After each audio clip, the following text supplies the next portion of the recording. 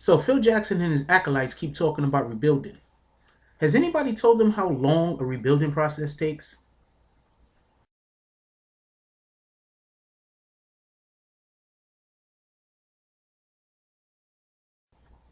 Okay, so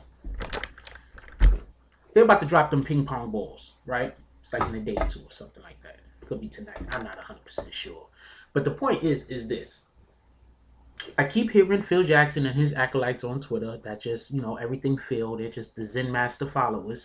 And they're swearing up and down that Carmelo needs to leave so that the team can then rebuild. But I don't think they truly understand what rebuilding means. While some people think rebuilding means we're going to get rid of everybody old and bring in some new blood. This sounds great, right? Sounds like a plan. What we was doing wasn't working. So what we're going to do is we're going to bring in some new blood, and then that new blood is going to work. Right? Wrong. Think about it like this. Milwaukee Bucks has basically been rebuilding since Lou Alcindor was there. Why do I say Lou Alcindor and I don't say like Ray Allen? Because when was the last time they really was a threat to win the championship? When Lou Alcindor was there. So now, the last time the Knicks was a threat to win the championship was in 2000. That's when they were a significant threat. So, all through the 90s, the Knicks were a threat to win a championship. Right? To 2000, they actually went to the finals in the 99-2000 season. They were a threat to win the championship. Right? Then Dolan got a hold of the team, and his problem that he had with Sprewell, and then he had a problem with Camby because Camby was Sprewell's friend, so they both had to go, and that basically is what broke up the potential of keeping together a core group of players that could have carried the next 4, 5, 6 more seasons until we were able to bring in players that could and retool. And that's basically what happened to the Knicks, and why we're still suffering at this point. For everybody that doesn't know about the Knicks, history, I just broke it down for you. The Knicks was successful all through the 90s. They had a team that threatened all through the 90s. Remember, we had Patrick Ewing, and then when the 2000s came, they traded Patrick Ewing for whatever the reason was.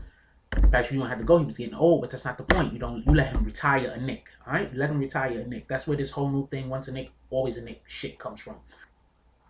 He then took a player in Sprewell, who was, in my opinion, the best player on our team, and a player in Camby, who was a great paint protector and rebounder, and traded both and got rid of both of them, and really didn't get anything in return. But he got rid of both of them, and ever since both of those players left, the Knicks have been in a steady decline or haven't been able to reach those heights again, and those heights being the NBA Finals. I mean, guys don't take it to the NBA Finals and then you get rid of them. That's this guy. So when Phil Jackson talks about rebuilding, it doesn't make any sense. Because a rebuilding process doesn't take a year. It doesn't take 2 years. It doesn't take 3 years. A rebuilding process takes like a decade and better, because you got to understand, if you're rebuilding, that means that you're not getting any good players from any other teams. John Wall is like 26. He's going to legitimately still be a really, really good player until he's like 32, 33. So 26 to 32 is 6 years, 33 is 7 years. So that means that our rebuilding process is going to fall within the time frame that he's in his prime, correct? Our rebuilding process is going to fall between the time that Isaiah Thomas in Boston is in his prime, correct? Do you understand the philosophy around rebuilding? Doesn't make sense. You retool. You try to get some players from other teams and you try to draft well. That's retooling. Rebuilding is you're going to destroy everything. You're going to try to build through the draft. Some players that other teams don't want, you're going to try to bring them in and try to cultivate some shit. I don't know. I keep hearing people say that Pop rebuilt. Pop did not rebuild. Greg Popovich did not rebuild anything. They had the Admiral, David Robinson in the 90s. David Robinson handed the mantle off to Tim Duncan. Tim Duncan handed the mantle off to Kawhi Leonard. You understand? But that's not the point. You understand what you see how foolish rebuilding sounds? Y'all don't know what y'all asking. Y'all want to rebuild. That means that there's a good chance that there won't be another successful Knicks team if they start rebuilding. There won't be another successful Knicks team in New York, maybe in your lifetime. You understand? Let's just think about teams that were constantly rebuilding in every sport. Cleveland Browns, constantly rebuilding. Through the 70s and the 80s and the 90s and the early 2000s, Chicago Cubs, constantly rebuilding. You know, they finally reached, you know, where they needed to go, but you know, you understand, I just 40 years of rebuilding. Let's name another team that was constantly rebuilding through the 60s and through the 70s and the 80s and the 90s, the Clippers. Through the early 2000s, the Clippers.